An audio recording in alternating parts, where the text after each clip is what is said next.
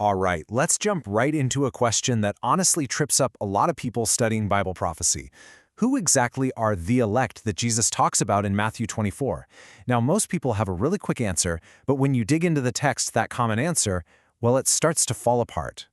Think about it. When you hear that phrase, the elect, especially in the New Testament, who do you think of? I bet one group probably jumps to mind almost instantly, right? And yeah, for most of us, that's the church. It's just the go-to answer. But what if the text itself, right there in that chapter, leaves a trail of breadcrumbs pointing somewhere else entirely? That's what we're going to do. We're going to follow that trail of clues today.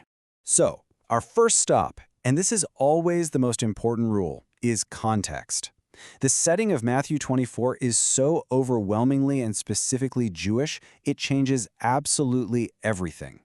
I mean, look at what Jesus says. He gives us 3 super specific markers that basically anchor this whole prophecy. He tells people in Judea to flee. He warns them about trying to escape on the Sabbath, and the entire conversation is centered on the fate of the temple in Jerusalem. You see, these warnings are tailor-made for a Jewish community living in a specific spot under specific laws. They just make no sense for the global church, which is spread all over the world and isn't operating under Sabbath travel rules. The focus here is clearly local, not global. Okay, so to really crack this case, we have to get our heads around something crucial. The word elect.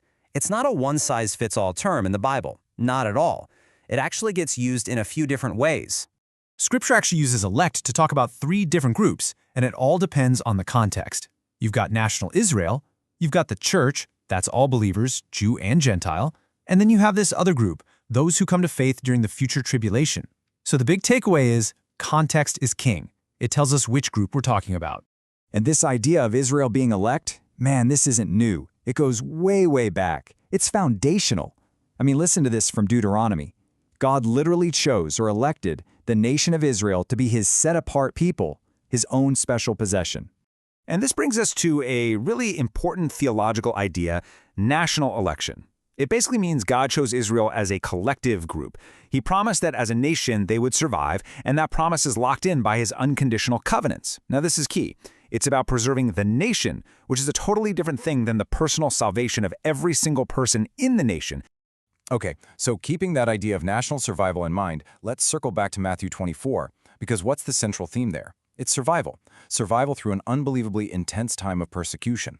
And that theme runs all through Old Testament prophecy about Israel. And this is where we find that key phrase from Jesus.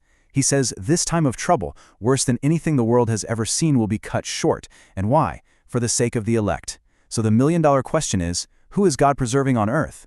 Well, according to the prophetic timeline in these sources, the church isn't even here. It's been taken to heaven. That has to mean the elect being protected down on earth is someone else. And get this, the Old Testament actually gives us a number, a fraction to be precise.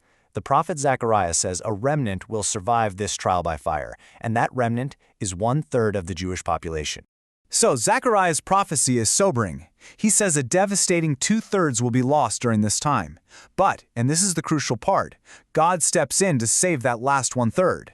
It's for their sake, for this elect remnant of Israel, that those terrible days are cut short. And you know, this isn't just a one-off idea. The prophet Daniel was told the very same thing. During that future time of distress, a group would be rescued. And who was it? The angel was crystal clear. Your people, Daniel. He meant Daniel's people, the nation of Israel. All right, now for the final piece of the puzzle from Matthew 24. Jesus describes this great gathering of the elect. And this is a big one, because so many people automatically think, oh, that's the rapture. But when you look at the details, it's a totally different event for a totally different reason. So if this gathering isn't the church being caught up to heaven, what is it? Well, the answer has been waiting for us for centuries, right there in the Old Testament prophecies about the final, complete restoration of Israel. Let's just break it down. They're different in every single way. The rapture happens before the tribulation, taking believers from earth up to heaven. This regathering happens after the second coming, bringing the Jewish remnant from all over the world back to the land of Israel.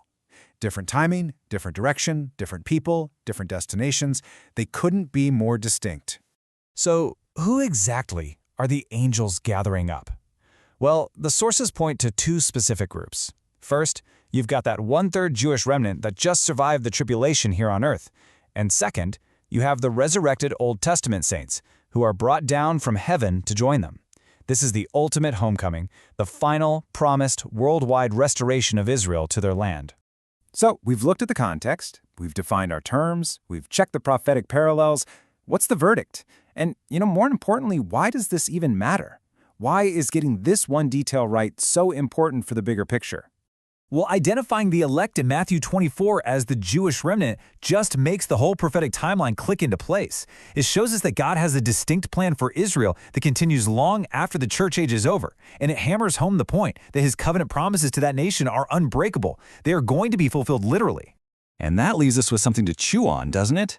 If God is this faithful to these very specific ancient promises he made to national Israel, if he's going to fulfill them with this much detail, what does that tell us about the nature of his character? And what does it imply about the certainty of all the other promises he has made for the future?